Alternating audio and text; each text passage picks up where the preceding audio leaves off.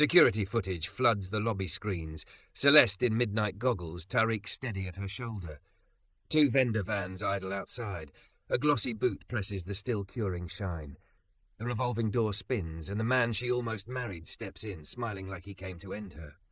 Before we dive in, make sure to hit subscribe, tap like, and share this video. The more voices we reach, the louder these stories become. And drop your city in the comments. Let's see where love finds us. Celeste Arden runs late on purpose. The last hour of an investor showcase is when sharks circle slowest, bellies full, eyes dull. When a CEO with a thick, curvy silhouette in a cream sheath dress can drift between clusters and collect promises like souvenirs. The boardroom gleams. Glass walls, chilled water in cut crystal, a model of the new distribution hub lit from within like a small cathedral. She has learned to use her body and her voice as armor, hips angled to occupy space, tone velvet over steel, smile like a password. A sound scrapes through the glassy talk, not a heel, rubber. A janitor's cart crosses her polished floor, one wheel giving a tired squeal. He doesn't hurry. He never does. Careful, one of the venture partners snorts, flicking a crumb from his cuff. The help missed a spot. Celeste turns with the room, following the mean laughter because it's easier to steer a boat than stop a tide. She finds him. Tall, warm brown skin like dark tea, blue company coveralls that fit his shoulders too well to be off the rack, a quiet gaze that never asks permission to exist. The name patch reads Tariq Lawson in tidy block letters. His mop moves like breath. Push, draw, twist the wrist, water gathered, mess erased. She should ignore him. She should glide to the next cluster and tell the next story about margins. But her night is already heavy with the way people want things from her. She wants to want nothing back. Hey, she calls, with that bright cold tone executives learn when they need a room to refreeze. If you're going to cross my floor, at least make it shine. A little ring of faces swivels. He looks up, not startled, not angry, just attentive. It will, he says. Shine doesn't start where you see it. A tiny smile. It starts at the corners. The partners titter. One of them mutters corners, as if tasting a peasant word. The mop slides again. Celeste notices he's right. He works the edges first, where dirt hides like doubt, and the centre gleams almost on its own. She sips flat champagne she doesn't want. You an expert in symbolism, Tariq? Only in flaws, he says. But flaws tell you about people, how they move, where they hesitate. If you're reading my moves, you'll need a thicker book, she says, and the partners chuckle on cue. It feels like tossing meat to a trained tiger. It feels like nothing. Then someone elbows the catering table. A ramekin of caramelized onions teeters and breaks open, slicking honey dark across her polished oak. The group gasps on delay because no one close to money likes a mess you can't bill. Tariq is already there. He sets a yellow sign with a quiet authority that parts people nicer than the velvet rope did. His hands are calm, the kind of calm that makes other hands begin to mirror. Celeste watches him fold a rag once, twice, pressing without smearing, harvesting the spill like a secret. The room exhales. Laughter returns, brittle with relief. Someone raises a toast to unsung heroes, which is rich coming from a man who just called him help. Celeste hates herself for liking the way Tariq doesn't look to her for approval. He doesn't hurry toward a smile. He does his work and lets the shine explain itself. When the last guest leaves, the world drops 2 octaves. She loosens her smile and her shoes bite back. The model hub hums, its tiny LED trucks locked on routes that will never snarl. Through the glass, the city pours itself into midnight. She finds herself wiping a ring from the table with a napkin, as if the room might grade her too. You always work this late? She asks without looking up. Late is when mess tells the truth, Tariq says from the doorway, rolling his cart in. Up close, he carries a nick across one eyebrow and a line at his mouth that suggests he has met both joy and rent. Folks stop apologizing for spills when the crowd is gone. She laughs in spite of herself. You think this room apologizes? I think you do, with your eyes when nobody is watching. His calm lands like a hand on a hot forehead. She could send him away with a word. She could shatter this with rank and never feel the bruise. But she doesn't move. People make assumptions about me, she says, glancing at the skyline, that I like the money, the attention, the control. A shrug. They're not wrong. Assumptions are mop water, he says. All the sins float together until you pour them out and everything looks clean again, but the room remembers. Your shoes squeak the next day. She turns to him fully, surprised by the nerve he's touched. The cream sheath hugs her in ways she has learned to weaponize, the way men will soften around a shape they're trained to conquer. She resents and uses it in equal measure. He takes in her dress like a practical man might measure material. Texture, movement, stains that would ruin it. Not a flinch of hunger, not a flinch of disgust, just witness. She hears herself say the meanest, laziest sentence she can think of, because a person who's been sliced by the day sometimes wants to prove she can still cut. "If you can clean up my heart, Lawson," she says, airy as a toast, "I'll say yes." His head tilts, not wounded, not amused, curious like she just set a puzzle down between them. Yes to what? She opens her mouth to say something clever and cruel. The deal, the merger, the next round, some joke about proposals no one should believe in. But what comes out is truer than she intended. Yes to anything that isn't safe, she says, softening. Yes to staying. Yes to not running before the floor dries. Silence hums. The building's air system whispers like a sleeping animal. He leans his hip against the cart, considering the map of the room, the shape of her, the place's shine loses ground. Floors are honest, he says at last. Hearts are worse. His smile is tiny and devastating, but I like difficult jobs. She is not the woman who blushes. She is the woman who makes donors blush and feel they did it to themselves. Heat rises anyway, traitorous as rain. "What do you know about heart, Mr. Corners?" she manages. "My mother runs a kitchen," he says. "I grew up bussing tables. Lovers fight with their plates. You learn to read a smash from a scrape. Clean-ups become translations." He lifts the mop and sets it down, very gentle. "And I've broken one." He taps his chest with the handle once. "Mine." She expects a confession, a tragic biography. He offers none. She has spent a career in rooms where men pour their life at her feet to barter for grace. His refusal to narrate erects a strange kindness, like he trusts her not to need the sob story to see the man. "Meet me where the mess lives," he says then, almost businesslike. "Midnight, lobby. That's when I strip the wax. It's ugly. Loud. Smells like you made a bad bet. I'll show you how shine happens. If you still want to make that kind of promise after, we'll negotiate terms." She crosses her arms to steady herself and feels her own strength like a secret. "You're negotiating with the CEO. I'm negotiating with the only person in this building whose heart keeps the vision running." He glances at the model hub.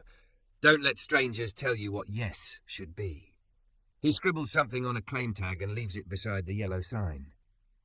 Damage report. Hope. Substrate. Unknown. Treatment. To be determined. She almost laughs again, but it doesn't come out cruel. It comes out like a breath she's been saving all quarter. "What if I don't show?" she tests. "Then I'll still strip the wax. Some jobs are worth doing even if no one watches." She thinks of the merger beating like a drum behind all this, the board pressing her for a clean narrative, the ex she almost married sending a text she never answered, the strange shame that she knows the names of every investor's dogs but not the names of the night shift. She thinks of walking onto a floor that gleams for cameras while the corners hide the grit. She thinks of saying yes because it costs less than no. Midnight. Lobby. Loud and ugly. She puts her hand on the claim tag. The cardstock is ordinary, the ink smudged where he pressed too soon. She tucks it into the folio that holds the future of her company, as if this, too, belongs in the ledger. "Deal," she says. He nods, wheels the cart away and flips the yellow sign back into the aisle. The icon of a falling stick figure looks like a tiny person learning to dance. The building swallows him in quiet doors and fluorescent sleep. She stands a minute longer than she needs to, listening to her own pulse settle into a new rhythm that feels suspiciously like courage. When the elevator doors close on the empty floor, the shine on the wood catches a faint, trembling reflection she doesn't recognize at first, then understands it's her, without the armor. She presses the lobby button and watches the number tick down, the way a person watches a storm approach, not with dread, but with relief, because at least when the rain comes, you can finally smell the truth of the air. Midnight is when the marble lobby forgets it is rich. The chandeliers soften to a pharmacy hum, the concierge desk becomes a piece of furniture instead of a stage, and the revolving door whispers like a tired mouth. Celeste steps from the elevator barefoot, heels in one hand, claim tag in the other. The lobby smells faintly of lemons and copier heat. She has thrown on a dark trench over her cream dress, hair twisted up with the ruthless efficiency she usually reserves for budgets. The security guard at the far desk glances up, registers CEO, and invents something urgent on his screen. Tariq is already there. He has taped off a rectangle of floor the size of a dining table. His cart looks different tonight. The shy mop has been replaced by a low black machine with a tank and a brush head like a blunt galaxy. A stripper solution sits to one side in a cloudy jug, the colour of custard gone wrong. "You came," he says, as if confirming weather. "You offered terms," she counters. "I like contracts." He opens a box and hands her blue disposable booties. First clause, protect the shine before it exists. She tugs them on, feeling the elastic bite her ankles. The machine is heavier than it looks, and the jug's warning label confesses its sins in capital letters. He moves with that same unhurried competence she noticed upstairs. No flourish, no theatre. Tape, goggles, gloves. He offers her goggles. She hesitates because the plastic will crease the careful lines at her eyes. She takes them anyway. "What was the worst spill you ever saw?" she asks, wearing glass over glass, her gaze behind the protective curve. "Wedding at the riverside," he says, shaking the jug once, like a man waking a stubborn truth. Someone thought a champagne tower would behave. Somebody else thought sparklers were an indoor idea. Sugar, flame, panic. Whole floor turned to caramel. He pours a pale stripe across marble and steps back. You can't scrape caramel until you soften it. Attack too fast, you just drive the sweetness deeper, like apologies. She watches the chemical shine, a sickly sheen that makes elegant stone look ill. A part of her wants to cool this off. The liquid smells like a broken promise. "Is there a way to do this without wrecking everything first?" "No," he says. "That's why folks skip it and keep layering wax. Looks good for a while, then you hit a seam and the lie lifts in strips." He crouches, palms the brush head, and says, "Ready?" She nods, though she isn't. He flips the switch. The machine roars to life, a sudden animal, and the brush churns the pale river into ugly froth.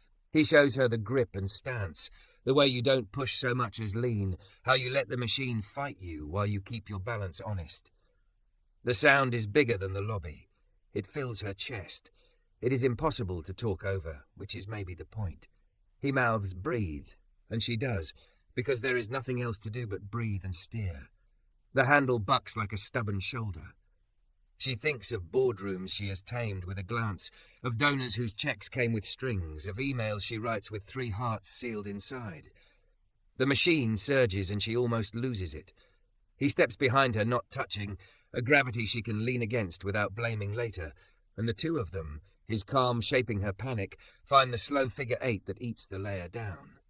When he cuts the power, the silence feels purer than it should.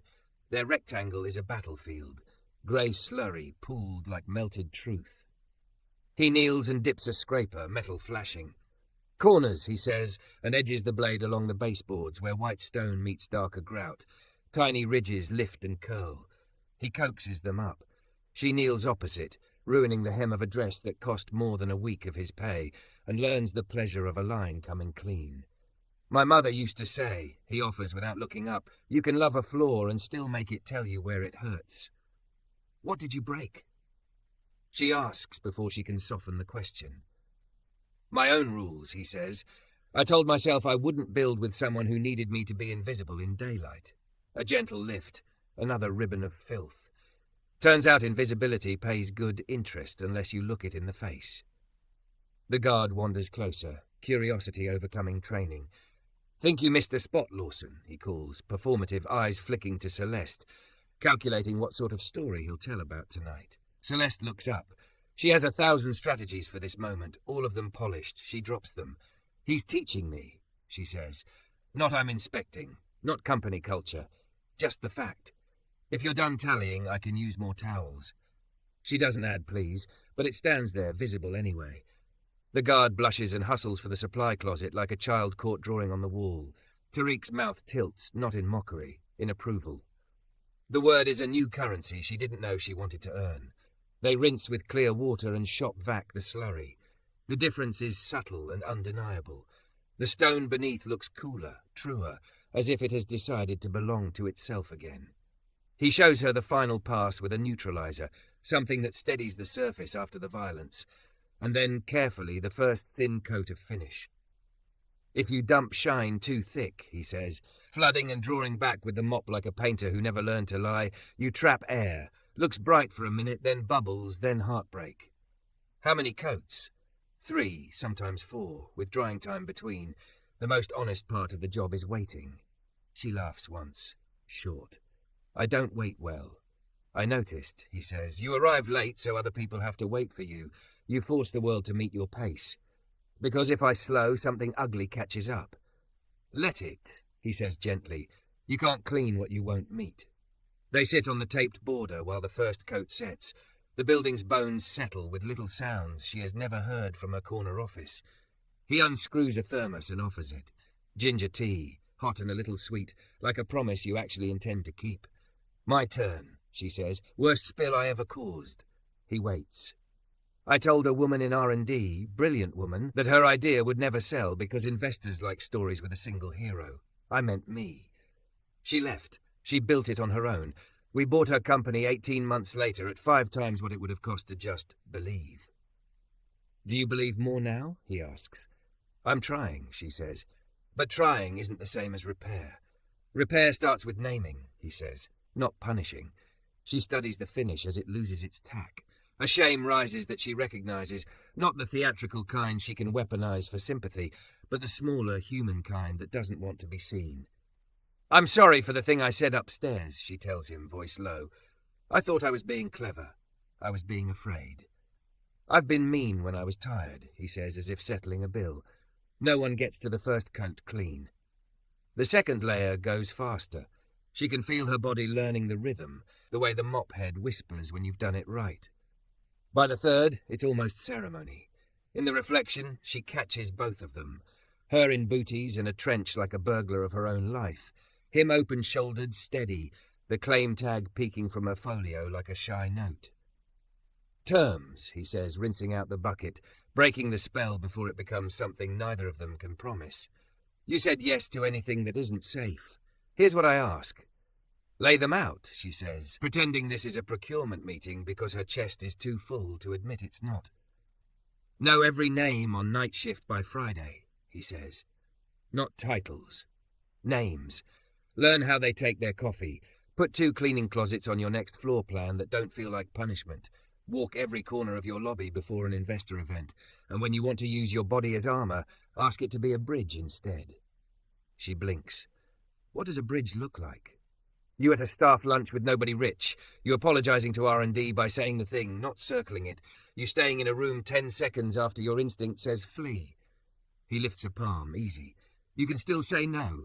Yes isn't holy if you can't say no. Your terms, she says quietly, benefit my company. They benefit your heart, which runs your company, he says, not compromising the point by dressing it up. She wants to hug him. She does not. Instead, she asks for one selfish clause, because if this is a contract, she deserves something that doesn't translate to margin. Walk with me to the model hub, she says. Point at the places I lied to myself when I approved this design. They drift to the glass case. Tiny LED trucks circle, cheerful. He leans close but doesn't fog the pain. Here, he says, tapping near the loading bays. You left no room for mess, no overflow zone when a human does a human thing. He points to the mezzanine. You built a viewing deck so donors can feel like gods. That's where shame grows. He taps the tiny employee entrance. Make this door beautiful. If it's ugly, the people who use it will think they're supposed to be too. She takes notes. He watches her like someone who has been dismissed enough times to recognize when he isn't being. Her phone buzzes, a late-night vibration she almost ignores. The preview line catches her eye. Cost optimization, facilities vendor consolidation. She opens it. Effective tomorrow, the message reads, Harrow, her CFO, will transition the building maintenance contract to a lower bid provider. All current night staff will be released with 2-week severance. Rationale, streamline, brand alignment, reduce risk. Decision affirmed by Finance Committee. She feels the bottom tilt. The finish at their feet lifts her face up in shine, as if to say, choose. Bad, Tariq asks, reading the weather in her shoulders like a man who knows storms by smell. She hands him the phone because lying now would be the old story. He reads fast. The tiny muscle at his jaw ticks once, then goes still. He hands it back the way you'd return a photograph you don't intend to steal. "That tracks," he says softly. Cheaper always wins before morning. "Not if I say no," she hears herself answer, the trench suddenly too warm. "Not if I make the kind of mess I promised." The automatic doors breathe, admitting the cold ghost of night. Somewhere above, the air handler kicks, a building's slow heartbeat. She looks at the tape, the rectangle they made honest together, and feels a kind of rage that isn't heat, but clarity. "Then we should take the tape down," he says. "If you're going to fight, make the lobby ready for witnesses." She kneels to pull the blue strip, fingers shaking, and the tape peels with a clean sigh. The top coat, not fully cured, catches the edge, and a translucent ribbon of fresh shine tears loose, fluttering up like a bright snake. She freezes. Tariq's hand hovers, and for the first time tonight his voice goes tight. "Don't move. Don't forget to subscribe for more intense cinematic love stories. Your click helps us make the next chapter. Don't move." Celeste freezes, a ribbon of wet shine trembling from the torn edge like a peeled sunburn. The blue tape dangles from her fingers. Tariq lowers to one knee, hands hovering the way you approach a skittish animal. "This isn't ruined," he says evenly. "We set it back before it learns the wrong shape." How her voice is too bright. She hates how quickly panic makes her 12 again, too tall at the school dance, pretending she isn't waiting for the music to be kind. "Lay the ribbon down," he says.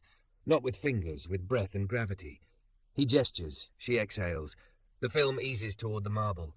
He slides a clean, damp pad beneath the curl, introduces the thinnest line of neutralizer with a pipette, more science lab than custodial closet, then smooths outward with the soft heel of his palm, never dragging, only persuading. The tear melts back into itself, edges blurred to feather. "Now what?" she whispers. "Now we wait," he says, "and we protect what we just admitted we care about." They stand motionless inside the taped rectangle, like two people at the edge of a lake they've promised not to skip stones across. Her phone vibrates again. Another email, another pulse of threat from finance, but the surge of it doesn't own her chest the way it did 90 seconds ago.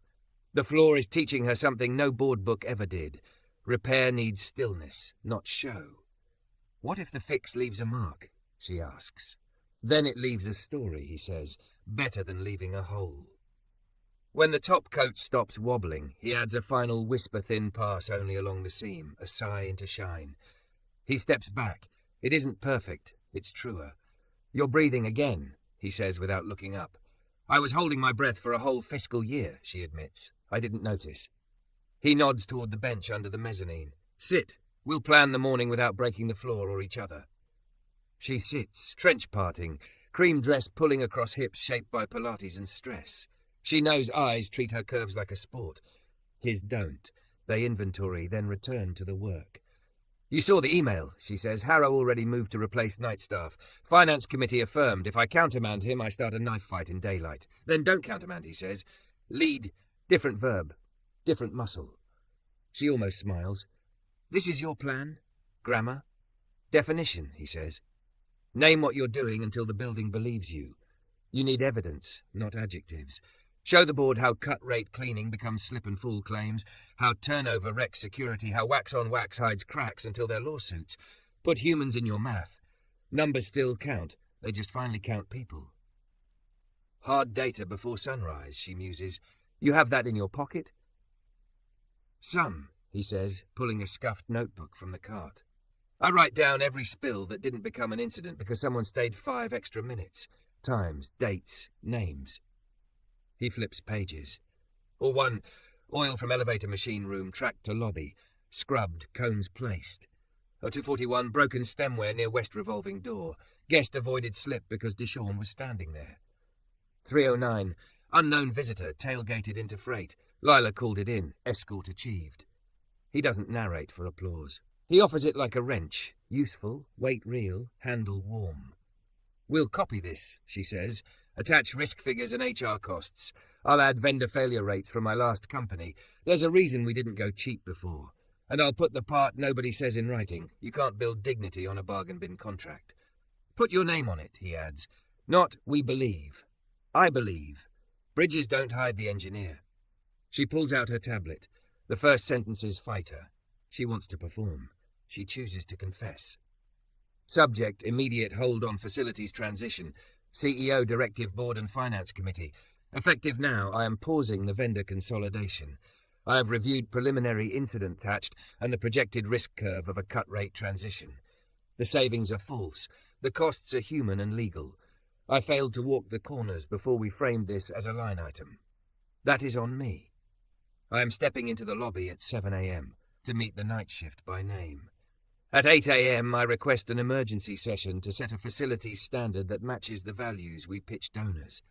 If we intend to keep saying community, we must stop treating the people who keep us safe as replaceable. Celeste, she glances up. Too much?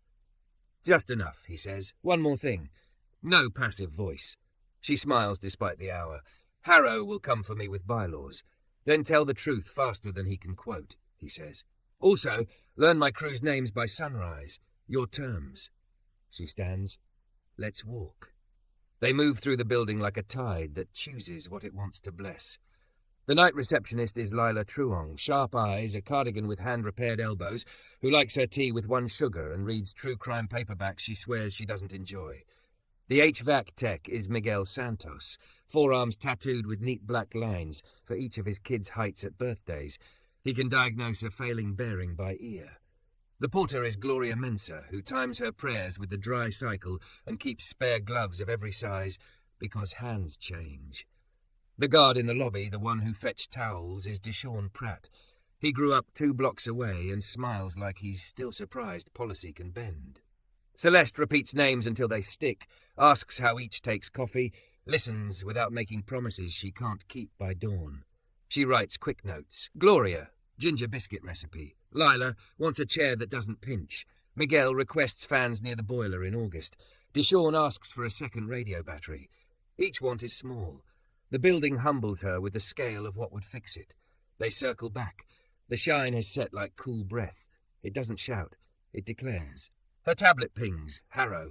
She reads aloud because secrets are what made this mess. We've notified the new vendor. 2 vans arrive at 9. Severance letters drafted per policy. Please refrain from sending destabilizing communications without committee review. He signed it with a cheery emoji, as if people were office furniture. The emoji breaks something she'd left too intact. Celeste taps reply, I have sent the hold. Meet me in the lobby at 7:30 with legal. Bring the policy that says the CEO cannot pause a change that compromises safety. We'll read it aloud, in front of the people it affects. She hits send before courage can evaporate. A quiet settles. It isn't peace, it's movement choosing a direction. You should go home, Tariq says. A CEO shouldn't greet a knife fight on 2 hours' sleep. She shakes her head. A CEO shouldn't let vans erase people while she showers. He studies her a moment. Then at least get your shoes. He points to the heels forgotten by the elevator. This floor will be ready for witnesses. Your feet should be ready for war. She fetches them, then doesn't put them on. Booties stay until the last coat has earned trust. When she returns, Tariq has lined the lobby with fresh cones and a printed sign in a plastic frame. Wet finish curing. Please respect the work. He slides the frame toward her. Make another for Harrow, he says. Words matter. She opens a new file, types without flinching. Facilities transition paused. CO order. All night staff report as usual. They print it upstairs, tape it at eye level by the revolving doors. The same height where shareholders notice their own reflections. Celeste's hands shake when she smooths the edges flat. She doesn't hide it.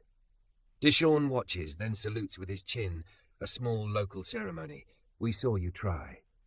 As 6:45 becomes 7:05, the building changes temperature.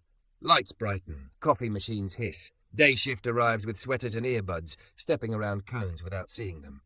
A cluster of developers stop, read the sign, look at Celeste, like she's wandered out of an executive portrait. She nods to them. Name, she thinks. Learn their names next. The night crew gathers near the bench. Lila, Miguel, Gloria, 2 others who shake her hand and say their names slowly so she hears them right. Tariq stands a little apart, letting the circle belong to the people who earned it before tonight. Celeste clears her throat. The words she planned in the quiet feel too polished for the humid morning with its coffee breath and grit. I made a decision without walking the corners, she says. I'm trying to unmake it in the open. Lila's mouth softens. Miguel's gaze lands on the tape, the cones, the sign. He nods like a mechanic checking torque. Whatever happens at 8, Celeste adds, I'm not outsourcing this to a memo. Harrow arrives at 7:28, right on schedule, because people who love control love clocks. He wears the kind of navy suit that believes it's a personality. Legal counsel, Elena Cho, Celeste remembers, matches his stride, tablet tucked like a shield. 2 facilities managers from the cheaper vendor push through the revolving door at 7:31 in glossy vests, eyes already calculating square footage in dollars per hour. Harrow glances at the sign, at the cones, at her booties, and lets the thinnest smile bloom. We're creating theatre now.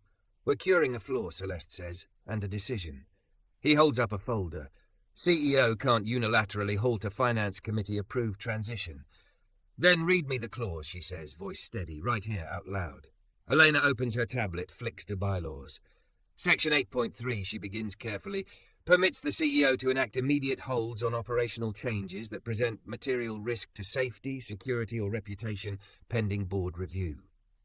The new vendor reps glance at each other. One tilts a chin at Tariq like a challenge. Tariq doesn't rise. He's busy checking a cone's footing. Material risk, Harrow scoffs. To wax? To the people who walk it, Celeste says. She steps to the edge of the rectangle, plants herself between the cones and the men in vests. If your vans are here, you can wait outside while we comply with our own bylaws. The taller rep sets his boot beyond the tape, sole an inch from the still new sheen. The line of his toe presses into the soft edge. The finish dips. Don't, Tariq says, quiet, not theatrical at all. The man smirks and shifts more weight forward. Celeste reaches out and places 2 fingers against the vendor's chest, a precise non-violent boundary. He stops from surprise, not respect. The lobby inhales. Harrow's brows go up, already drafting his email about contact. Touch me again, the rep warns, and we'll have a different conversation. Celeste lowers her hand. She doesn't back up. Her voice drops until even the building has to lean in.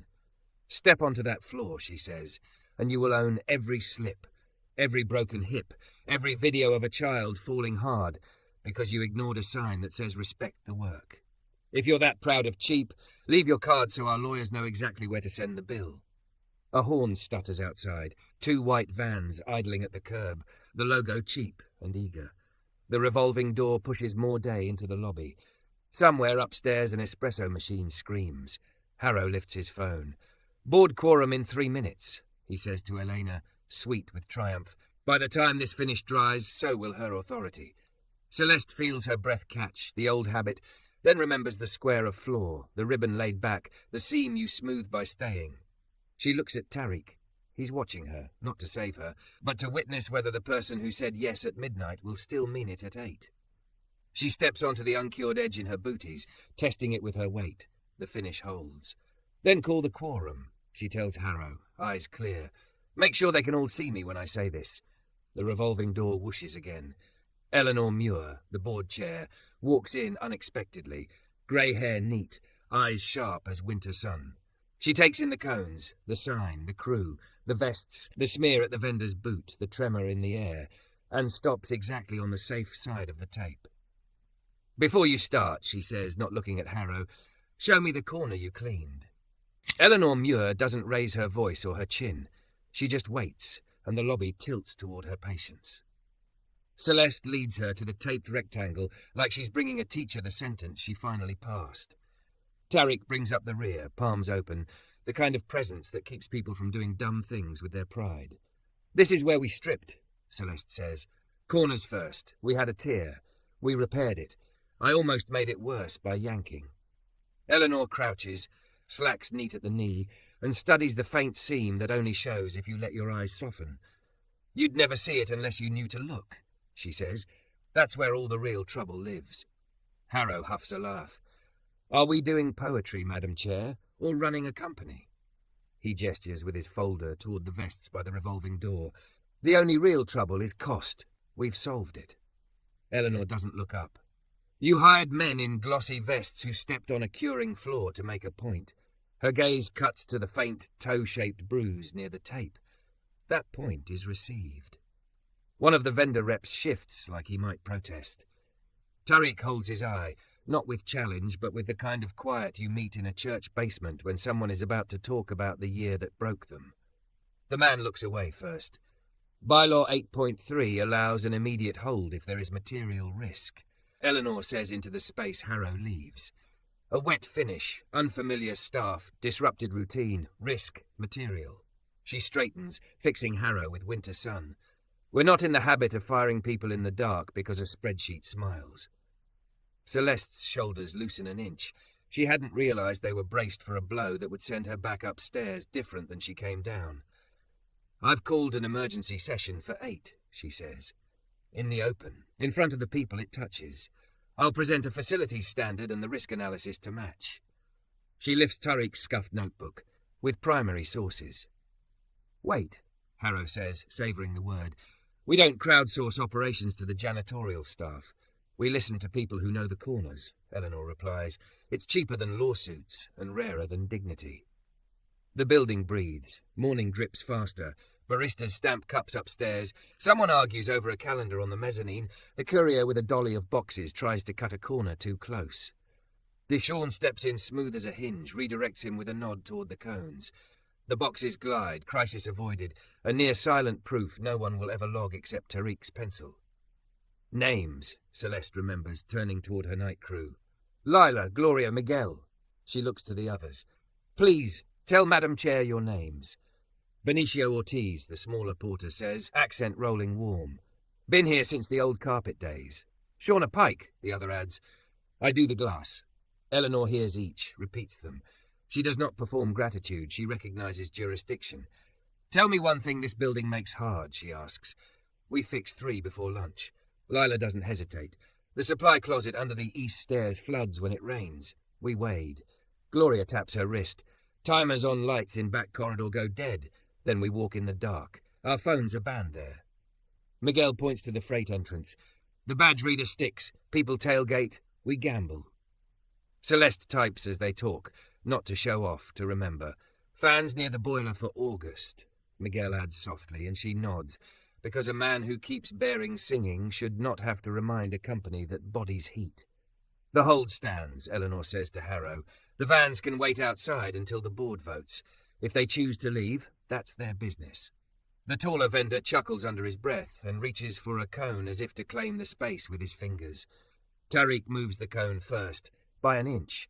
It's so small it's almost funny, except it's not a quip, it's a boundary. We'll need legal to read the clause aloud, Celeste says, adrenaline and a steadying sorrow braiding into something like resolve. So the people this touches hear the protection in our own language. Elena Cho clears her screen and reads section 8.3 again, without fluff or spin. The lobby stills. When the words safety, security or reputation land, Gloria's mouth shapes thank you before her throat does. Celeste pretends not to see, because she knows pride can drink help only if it doesn't feel watched. Madam Chair, Harrow insists, finally tugging his jacket like an argument, with respect, the CEO is making a spectacle. Donors don't fund chaos. Donors fund alignment, Eleanor says, and they can spot a lie in a lobby. Fine. He thumbs his phone. Let's align. Board zoom in 2. We'll bring grown-ups back to the table. The table is here, Celeste says, almost gently. It's just lower than you like. He smiles, the kind that used to make a retreat to paper where she could be prettier. You slept down here with the help, Celeste, and now you think you're Moses. She flinches once and chooses not to armour. I'm the executive who signed the policy that forbids demeaning language, she says, no tremor. You're on notice. Tariq's head angles, approval in the exact measure that won't become a rope she trips on. She meets his eyes and finds in them the same suggestion he made with the mop. Breathe. Let the machine fight. Keep your balance honest. Show me the repair, Eleanor says, redirecting the current. Tariq kneels, explains the pipette, the neutralizer, the breath. You don't drag a tear, he says to no one and everyone. You persuade it back. May we borrow the metaphor? Eleanor asks dryly. It's all yours, he says. Just don't flood it. A group of developers, hoodies, day-old eyes, gathers at the cones. One of them, a woman with purple nail polish chipped to a geography of worry, clears her throat. What's, happening? We almost outsourced people, Celeste answers. We're trying not to. The woman blinks, then nods like a knot, thinks about loosening. Okay. She points at the sign. Respect the work. Her mouth does a quick private curve. I like that. Harrow's phone chimes. He lifts it so everyone can feel his importance. Quorum achieved, he announces, upstairs. Down here, Eleanor counters, turning toward the mezzanine and the invisible boardroom above, as if it were a neighbour who plays music too loud.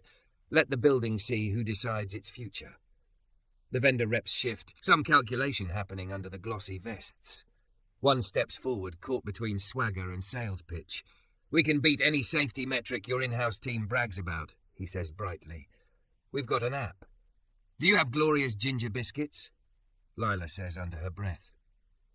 Benicio snorts, covers it with a cough. The app doesn't hold wet cones when a busload of sixth graders shows up, Deshawn adds, gesturing toward the revolving door where a small field trip actually is materializing, teachers corralling with the soft authority of snack distribution. We do. One child, glitter sneakers and all electricity, makes a beeline for the shiny square. Celeste moves without thinking. Her booty slides. The little girl catches the edge of the cone with a giggle that could crack a grown heart. Hey, Explorer, Tariq says, level with her now, offering a palm like a dock. Want to help me be in charge of the yellow signs? The girl's teacher hustles over, apologies in a string. Field trips are just controlled stampedes, she pants. Celeste smiles, breath steady. You're doing beautifully. The girl nods solemnly and takes Tariq's hand. He stations her like a junior sentinel. She beams in the precise way of a child trusted with a job. Her sneakers blink tiny blue comets. When kids appear in a building, truth follows behind them in a trail that shows what adults forgot. Harrow looks at his folder like it betrayed him. 8 o'clock, Eleanor says. Open session. The hold is lawful. The vans are guests until we vote. Harrow leans towards Celeste as the board's faces begin to appear on tablets around them, a constellation of expensive lighting and guarded jaws. If you lose this, he murmurs for her alone, you lose the halo. Donors come for halo. I'm not a church, she answers, eyes on the crew, on the cones, on the faint seam that isn't failure but history. I'm a building where people can walk without falling. He smiles like a closing door. Do you think that's enough to keep your job? She wants to say, I want to keep my soul. She says instead, ask me after we pay everyone on time. Eleanor claps once, crisp. Conversations pinwheel inward. We're convened, she says to the screens and the bodies they represent. We will start with facts. The facts. Elena reads the clause. Celeste projects Tariq's incident log and its quiet heroics. Gloria lists the time she waited with a stranger until the ambulance came. Miguel reports 3 near fires prevented by eyes on gauges at 3 a.m.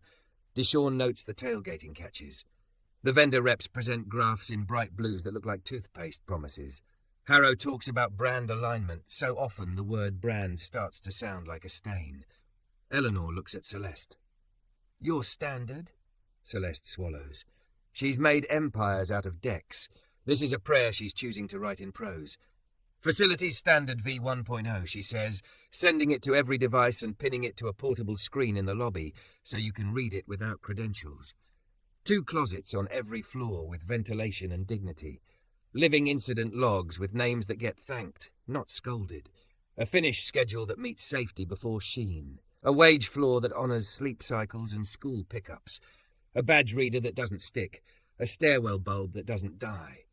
And, she hears herself say, voice lower, the CEO will know the night shift by name. Harrow rolls his eyes.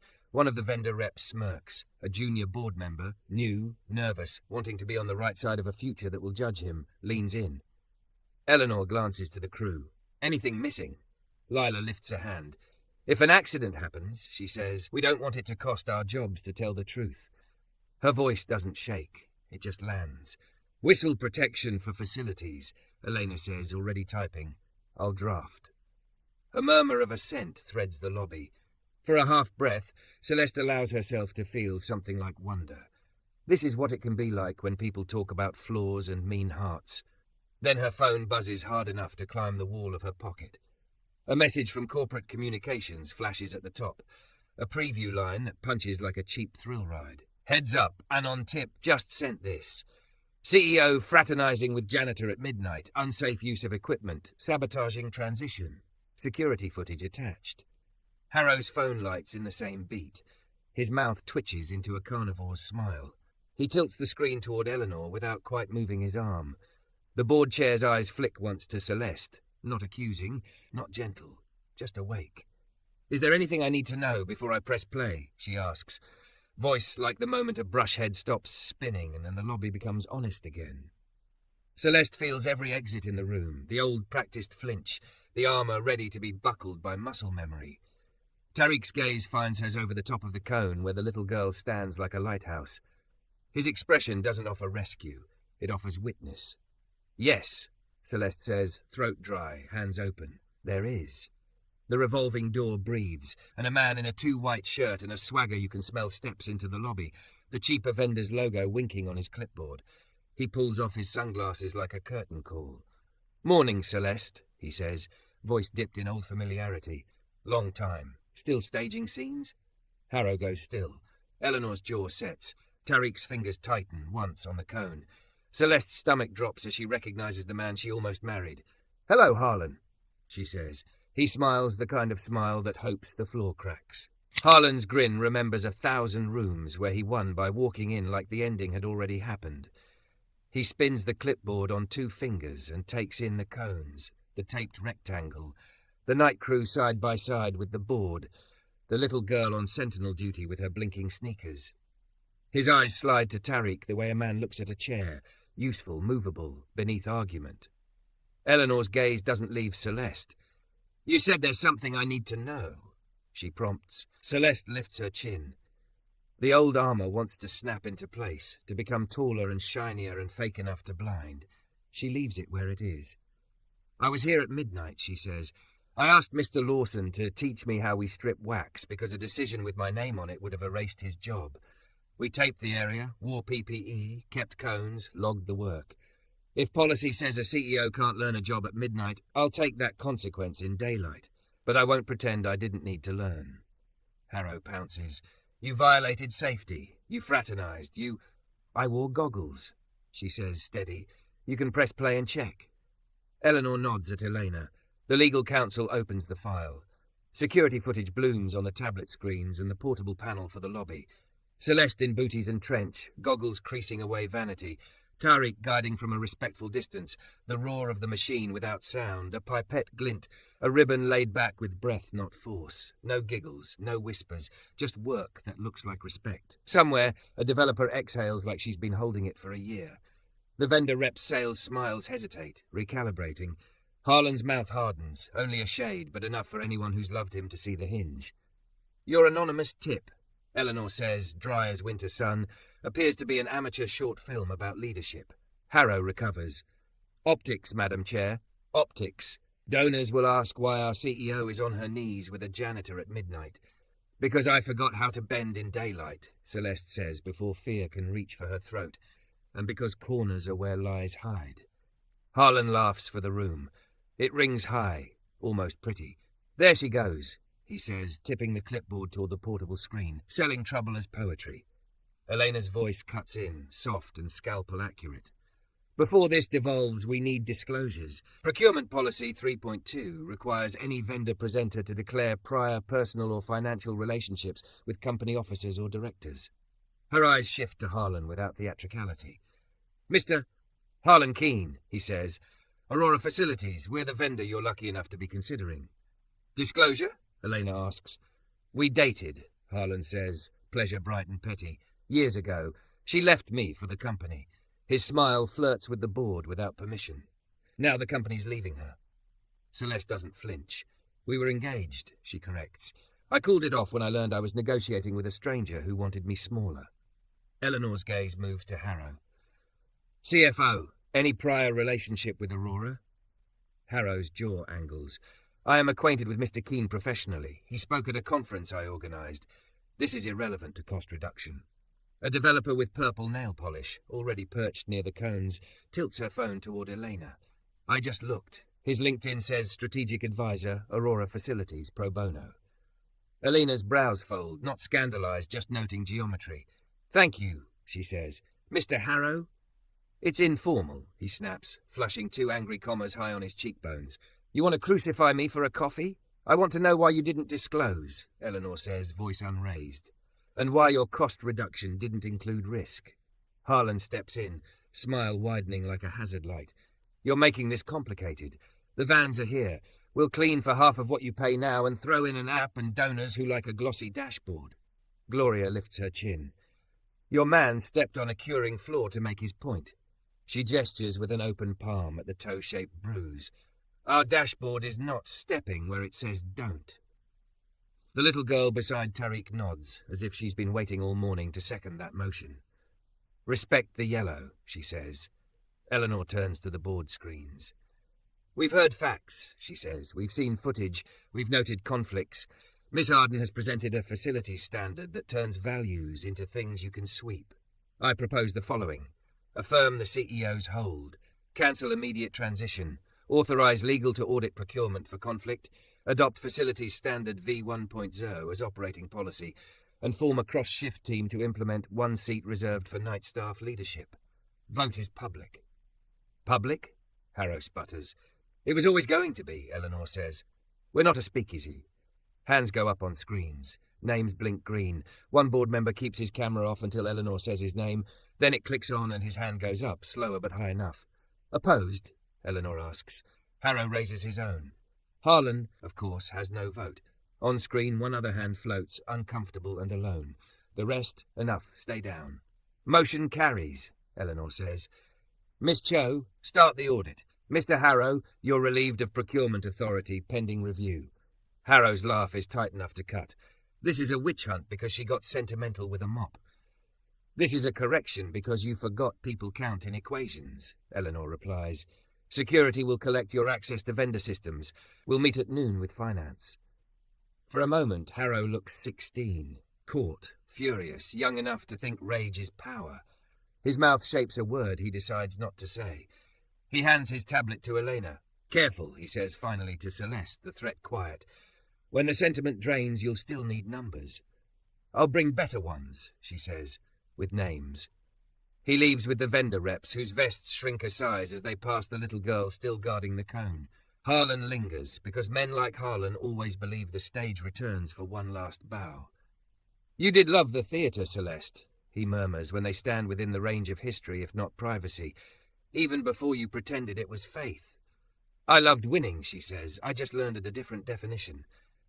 "You picked a janitor to be your preacher." She meets his eyes until his grin frays. "I picked evidence," she says. "And I asked a man who knows corners to tell me where I lied." He shakes his head with pity, so rehearsed it squeaks. "I'll enjoy watching your donors forget you." "Then you'll be disappointed," says a voice behind him.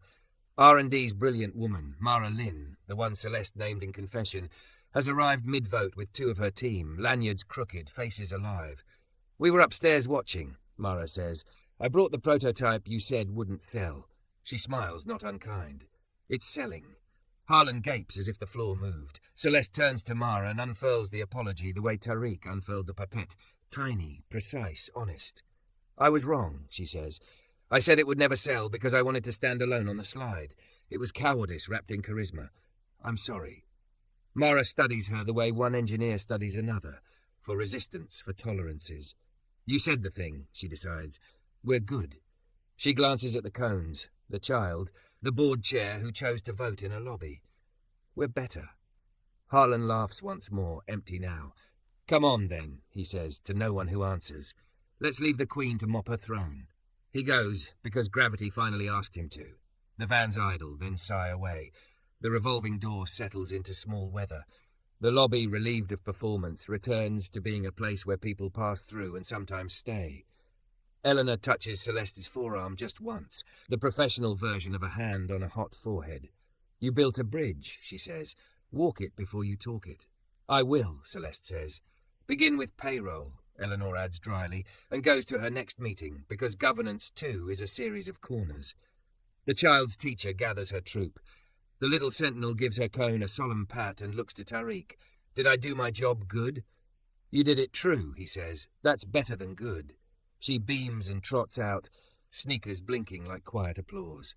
The night crew disperses for sleep. Lila stops to point at the supply closet note Celeste wrote and taps it with approval. Miguel promises to send bearings data. Gloria tucks 2 biscuits into Celeste's palm as if bribery were a sacrament. Benicio tells a corny joke in a warm accent that makes even Harrow's echo fade. When the lobby thins, Celeste turns to Tariq. The cones still ring the rectangle. The seam, mended, faint, honest, shows if you soften your eyes. The terms, she says. You set yours. Here are mine. He waits. I don't use you to feel pure, she says. I don't hide behind your humility. If I ask you to walk with me on any more corners, I do it in daylight, with pay, with a scope we agree on, so HR has nothing to tidy later. And if I ask for anything beyond the work, coffee, a park, a story, I ask as a person, not a boss. His smile arrives like dawn turning a dirty window into a view. Your contract writes itself, he says. Only clause I'd add, if either of us feels the floor go slick, we name it before we fall. Deal, she whispers. He unscrews the thermos and pours ginger tea into the cap. She drinks. It's still hot. She realizes she ate nothing since tiny cakes performed their duty for people who never finished them. Biscuit, tea, breath. Her body remembers it has a heart, and for once that doesn't feel like an ambush. Walk me through the hub design again? She asks, because the part of her that believed attention equals love is learning attention also equals repair. They stand at the glass case. He taps the false god's mezzanine and she writes, already planning a new drawing, viewing decks where donors can meet staff, a beautiful employee door, an overflow zone for human mistakes. She doesn't pretend she'll never choose expedience again. She promises herself to notice when she reaches for it. Upstairs, communications pings. Press hold lifted? Statement? She types. We paused the vendor change because safety is not a savings line. We learn from the people who keep our building honest. We voted in the lobby so the floor could hear us mean it. We're adopting a standard that pays for dignity and measures what matters. If you need a slogan, use this. Respect the work. She hits send, then stands a long minute watching the finish cure to complete truth. She kneels, peels the tape from the last edge slowly, persuading it back into itself with care where it snags. It doesn't tear this time. She doesn't either. Ready? Tariq asks. She slips off the blue booties, holds them by 2 fingers like a pair of stories she finally told right. She places her bare feet on the cool shine. It's firm, not brand new glossy, but the kind of clean that won't lie tomorrow. In the reflection she sees a woman shaped like a promise she isn't afraid to keep. Hips and history and a spine that chooses bridge over battering ram. Behind her, the model hub's LEDs hum their tiny roots. In front of her, the employee door she will make beautiful waits to exist. Beside her, a man who knows corners stands without offering rescue because she no longer needs it, only witness. You said yes at midnight, he says quietly. I'm still here, she answers. Yes. He lifts the plastic frame from its stand, flips the insert. The new sign reads, Finish cured, welcome. Watch your step, anyway. They laugh, because love, in whatever shape it chooses, often sounds like 2 people remembering to be careful together. Then they start their rounds. There are other corners. There will always be. She has a map and boots she can put back on, and a building that, for the moment, believes her. And when the lobby empties again and the day fills with meetings and numbers and Mara's prototype demo and Elena's audit checklist and Deshawn's radio battery and fans installed near the boiler, a quiet remains on the stone where the seam no longer wobbles. If you soften your eyes, you can see it. Not a flaw, a story. A place where something almost failed, then didn't. A place you can put your weight and mean it. A place made to shine.